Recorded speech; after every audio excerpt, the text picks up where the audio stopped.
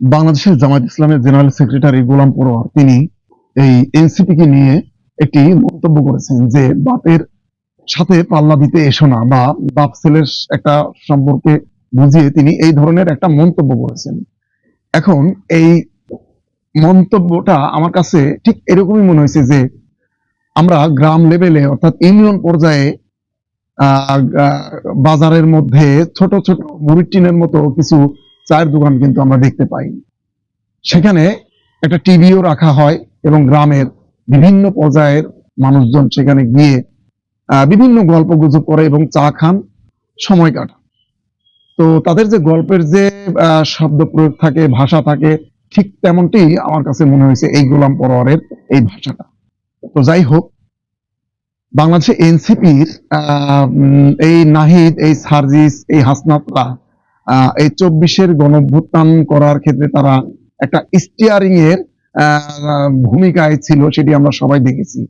এবং অস্বীকার করার উপায় নাই যে তারা তাদের যে সাহস দেখিয়েছেন, তাদের যে জীবনকে বাজি রেখে এই 5ই আগস্ট তারা ঘটিয়েছেন, সেটি আসলে একটা প্রশংসাযোগ্য একটা সাহসিকতার পরিচয় দিয়েছেন, সেটি আমরা দেখেছি। কিন্তু তারা পরবর্তী যে সমস্ত বিতর্কিতমূলক কর্মকাণ্ড, এমন কোনো অপকর্ম নাই তারা করেন নাই। অর্থাৎ এই গত 1.5 বছরে তাদের যে বিতর্কিত কর্মকাণ্ডেতে জনগণ এখন সম্পূর্ণ তাদের কাছ থেকে যে মুখ ফিরিয়ে নিয়েছে সেটি সুস্পষ্ট। এবং তাদের যে রাজনীতি, তাদের যে রাজনৈতিক যে কৌশল, সেটি সম্পূর্ণই এখন ব্যাকফুটে চলে গেছে, সেটি বলা যায়। তাদের যে সাহসিকতা, এখন বাংলাদেশের জামায়াত ইসলাম তারা এই এনসিপি কে নিয়ে এই ধরনের মন্তব্যের করার কারণ হচ্ছে কিছুদিন আগেই এই জামায়াত ইসলামকে নিয়ে পিআর পদ্ধতি নিয়ে বিস্ফোরক মন্তব্য করেছিলেন এই এনসিপির আহ্বায়ক নাহিদ ইসলাম নাহিদ। এই মন্তব্যের প্রেক্ষিতেই এই জামাত ইসলামের গোলাম পরোয়ার তিনিও এই ধরনের মন্তব্য করেছেন। এখন এই জামাত ইসলাম এই বাপ হয়ে তারা কোন ধরনের ভূমিকা পালন করেছে এই বাংলাদেশে, সেটি বাংলাদেশের জনগণ সবাই দেখেছে। বিশেষ করে যে 1971-এর যে বিষয়টি, আমি সেই বিষয়টি এখানে নিয়ে আসতেছি না, কিন্তু আমার কাছে ব্যক্তিগতভাবে সব থেকে একটা অবাক করার বিষয় মনে হয়েছে, সেটি হচ্ছে যে তারা ধর্মের নামে যে এই যে রাজনীতি, ধর্মকে সামনে এনে যে রাজনীতি, এখন এই যে এখন বর্তমানে তাদের যে রাজনৈতিক যে অ্যাক্টিভিটিস, তাতে আমার কাছে মনে হচ্ছে তারা এই ধর্ম, এই ইসলাম থেকে সরে গিয়ে স্বাভাবিক ধারায় বা গণতান্ত্রিক ধারায়, অসাম্প্রদায়িক ধারায় তারা রাজনীতি করার চিন্তা ভাবনা করতেছে।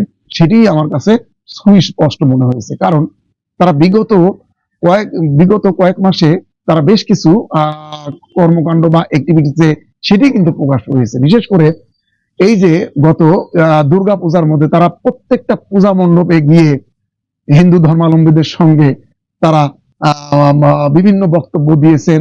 এবং তাদের যে জামাত ইসলামের যে লোগো আছে একটি, সেই লোগোতে যে একটা ইসলামিক ফ্লেভার আছে, সেটিকে মুছে দিয়ে তারা এখন চেষ্টা করছেন যে আমরা এখন স্বাভাবিক বা গণতান্ত্রিক পন্থায় রাজনীতিতে বিশ্বাসী বা এইরকম একটি বিষয়। এবং ভারতকেও সন্তুষ্ট করার জন্য চেষ্টা করছেন যে দেখাতে বা বোঝাতে চেয়েছেন যে আমরা এখন গণতান্ত্রিক পথে আমরা রাজনীতি করছি, আমরা কোনো ইসলামিক কোনো রাজনীতিকে নীতিতে নেই, সেটি মেসেজ, সেই মেসেজটা দেওয়ারই চেষ্টা করছেন। যদিও এই বাংলাদেশে জামাত ইসলামের রাজনীতিকে ভারত সবসময় একটা আতঙ্কের মধ্যে দেখে, একটা জঙ্গি টাইপের একটা রাজনীতির মধ্যে দেখে, সেই ধরনের ট্যাগই দিয়ে থাকে এই ভারতীয় রাজনৈতিক দলগুলো। তো এখন এই যে এই ধরনের জামাতের যে সময় সময়ে সিদ্ধান্ত পরিবর্তন, সময় সময় তাদের যে গঠনতান্ত্রিক যে কাঠামো সেটি পরিবর্তন, সেটি আমার কাছে এক ধরনের মনে হয় যে তাদের কাছে ইসলাম নয় বরং ক্ষমতাই তাদের কাছে মুখ্য বিষয়, এবং ধর্মকে সামনে রেখেই তাদের একটা রাজনীতি, এবং সেই ক্ষমতার মোহে তারা যে কোনো সময় যে কোনো সিচুয়েশনে তারা যে কোনো সিদ্ধান্ত নিতে তারা প্রস্তুত, সেটি আমার কাছে একটা সুস্পষ্ট মনে হয়েছে। তো এই এনসিপি আর বাংলাদেশের জামাত ইসলাম, এই বাপ ছেলেরা তাদের যে অতীত যে মেমোরি বা কিছুদিন আগের যে রাজনৈতিক অ্যাক্টিভিটিসে আমার কাছে মনে হয়েছে বাংলাদেশের জনগণের স্বার্থে তারা, বাংলাদেশের কল্যাণে তারা, বাংলাদেশের সার্বভৌমত্বের ক্ষেত্রে তারা, বাংলাদেশে একটা অসাম্প্রদায়িকতার ক্ষেত্রে তারা কতটা কি ধরনের ভূমিকা পালন করবে